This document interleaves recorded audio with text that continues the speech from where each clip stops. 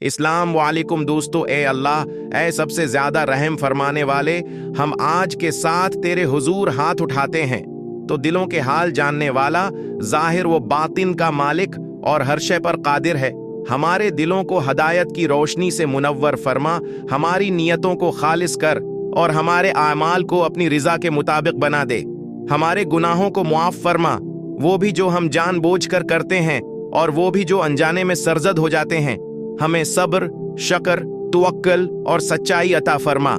اے پروردگار، ہمارے دلوں میں سکون نازل فرما، ہمارے گھروں میں محبت اور امن قائم فرما، بیماروں کو شفا دے، غمزدہ دلوں کو راحت دے، مظلوموں کی مدد فرما اور محتاجوں کے لیے آسانیاں پیدا فرما، ہمیں تکبر، حسد، نفرت اور نامیدی سے محفوظ رکھ اور ہمیں عاجزی، رحم دلی اور تقوی سے آراستہ فرما۔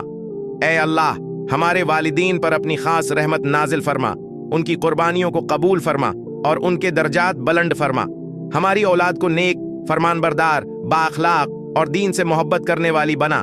انہیں علم نافع، عقل سلیم اور مضبوط ایمان عطا فرما۔ نبی کریم حضرت محمد پر، ان کی آل پر اور ان کے صحابہ پر درود و سلام نازل فرما، جنہوں نے ہمیں صبر، عدل اور محبت کا راستہ دکھایا۔ اے رب العالمین، ہماری نمازوں، روزوں، دعاؤں اور نیکیوں کو قبول فرما، قرآن کو ہمارے دلوں کی بہار اور ہماری زندگی کا نور بنا دے،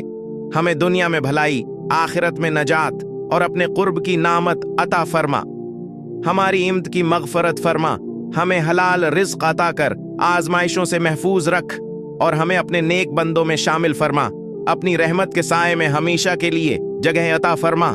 یہاں تک کہ ہم تجھ سے راضی اور تو ہم سے راضی ہو جائے۔